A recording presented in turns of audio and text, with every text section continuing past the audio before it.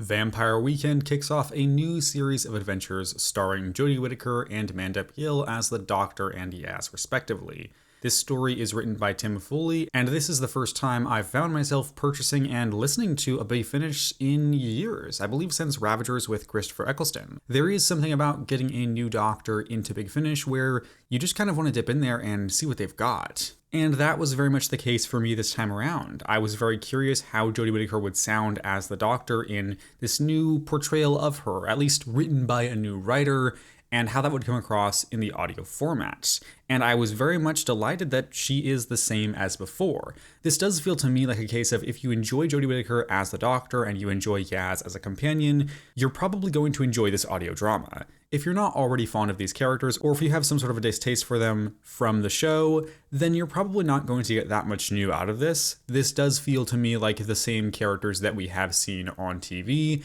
and I was very much happy to go on another adventure with them. And to be honest, I probably won't have too much to say about it, at least in a non-spoilery way, because this is a whodunit as well. So not only do you have a bit of a mystery in terms of what's going on here, but given that it does not reinvent the wheel in any particular way, you are getting pretty much what you expect from this story. And as somebody who did very much enjoy the Jodie Whittaker era of the show, I was fond of getting another taste of that era. Hearing her theme song play does shoot you right back into that mindset of this is the 13th Doctor, and we are going on another adventure with her. There is a bit of an odd disconnect between the music that is composed for this story and the music of the intro. They certainly feel a little bit at odds with each other, at least at times. You do miss Sagan Akinola's wonderful score for the show, but there are times where it definitely does get a little bit cheesy and feels a little bit out of place. And to be honest, that's probably my biggest criticism of this one. Again, for the most part, they do a pretty good job, but you certainly miss Sagan Akinola's subtle touch. Now, I haven't listened to a lot of Big Finish stories. I've listened to most of the ones that I've reviewed on this channel, including the 10th Doctor Adventures and Ravagers, as well as a handful of 8th Doctor stories. But I will say, in terms of the new series adventures with modern Doctors in Big Finish, it does feel that they can struggle to really define that Doctor and to do something new with them that feels fresh.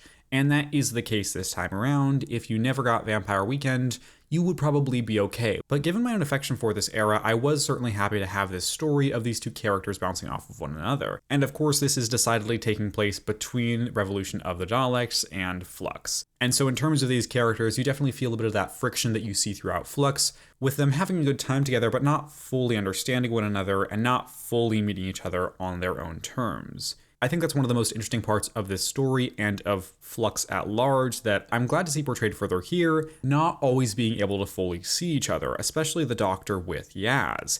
And that very much works in terms of having a distinctive Doctor-companion dynamic where they do care for one another, but the way that they express it is a little bit different and a little outside of the box, especially, again, Jodie Whittaker's portrayal as the Doctor. And Jodie Whittaker slips right back into that part. It really is as though she never left. And in terms of Yaz as a companion, this was a pretty good story for her. I think there are definitely plenty of episodes in the actual show that do feel like Yaz can get put a little bit to the side and doesn't get maybe as much focus as she should, so it certainly is nice to get some legitimate character moments from her and to get a little bit more of that exploration of how she interacts with the Doctor and the frustrations that can rise from that. So as someone fond of this era and fond of these characters, I had a good time watching them, or rather listening to them throughout this thing. In terms of the actual narrative, I won't go into too much of that here because that's pretty much spoiler territory. It's a fun whodunit, and in terms of these supporting characters, there are some fun ones in here. Particularly, there's a woman who really loves her dog, perhaps a little too much, and certainly the absurdity of that adds some levity to the story, which I certainly appreciated. Again, talking about a story like this, particularly one that is a whodunit that doesn't really reinvent the wheel or do something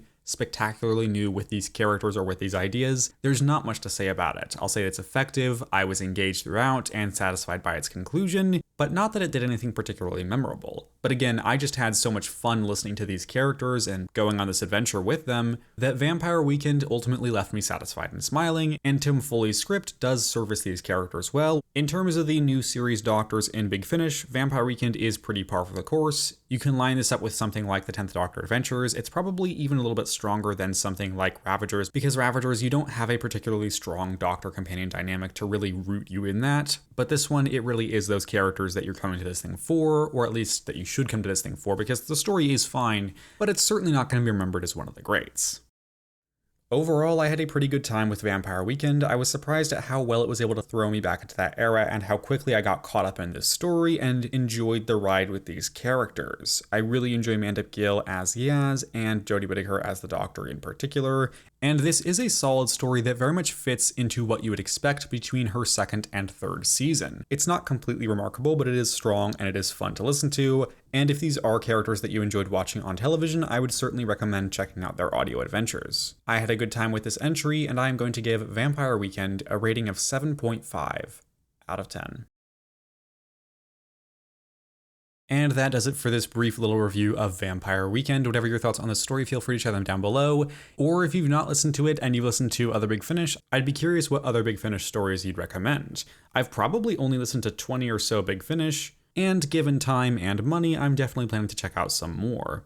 Whatever you've got to say, feel free to share it down below, but if not, that is totally cool, so long as you know that I appreciate your time here today. And with that said, thank you very much for watching, take care, and have a lovely week.